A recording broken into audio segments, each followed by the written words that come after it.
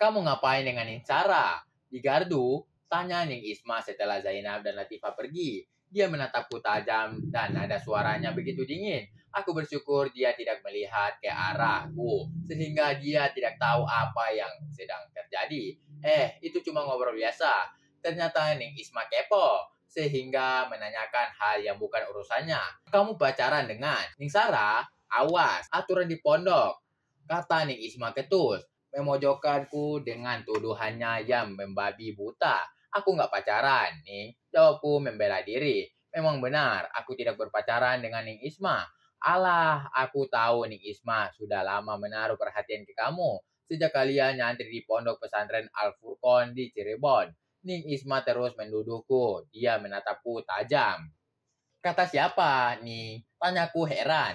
Kenapa Ning Isma menduga begitu? Waktu aku kuliah di IAIN Syekh Nurjati Cirebon, aku diminta Abah Yai untuk ikut mengajar para santriwati di pesantren tempatmu mondok. Ternyata benar kata Ning Sarah, kamu sombong sehingga tidak mengenalku. Pengakuan Ning Isma membuatku sangat terkejut. Ternyata dia pernah mengajar di pondok pesantren tempatku nyantri di Cirebon. Maaf nih, aku tidak pernah memperhatikan para santriwati dan juga para ustazah di sana. Jawabku jujur, bukan berarti aku tidak tertarik dengan para santriwati cantik di sana.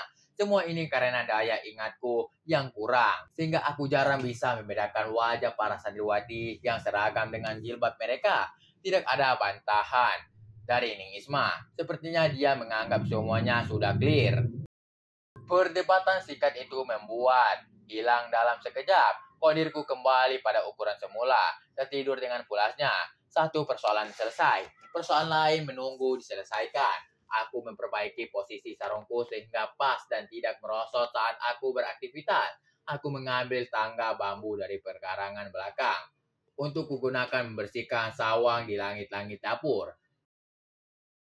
Dan sarang laba-laba yang bebas tanpa pernah ada yang menyentuhnya. Sekarang jadi tugasku untuk membersihkannya hingga tidak ada lagi yang tersisa. Ning, biar saya kerjakan sendiri. Seruku mencegah Ning Isma yang ikut membantuku membersihkan sawang-sawang di langit-langit dapur.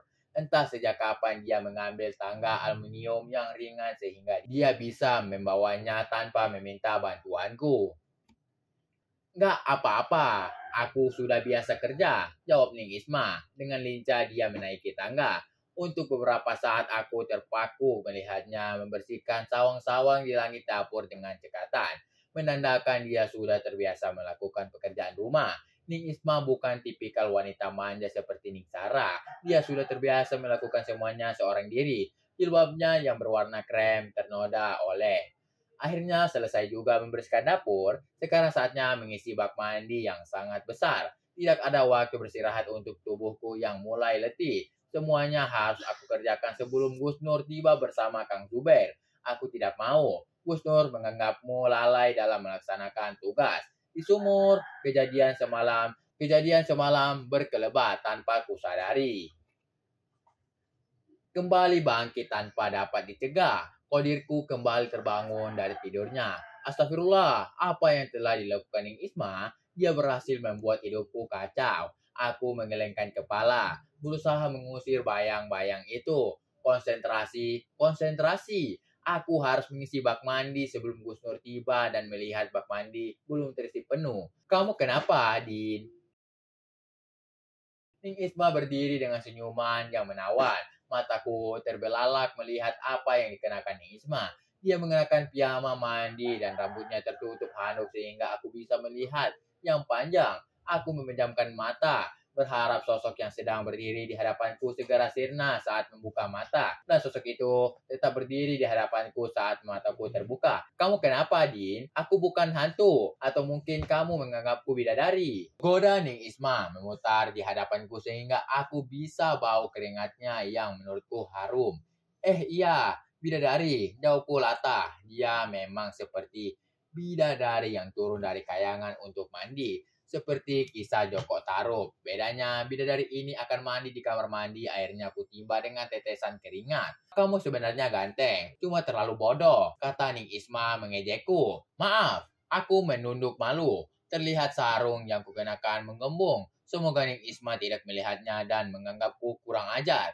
Dari kemarin, kamu terus minta maaf? Kenapa kamu menunduk seperti itu? Apakah aku terlalu tua untukmu sehingga kamu tidak tertarik padaku? Pertanyaan Ning Isma kembali membuat tututku gemetaran. Dia terlalu cantik sehingga aku tidak berani menatapnya dan membuatku lupa diri. Jangan sampai aku memperkaos Ning Isma.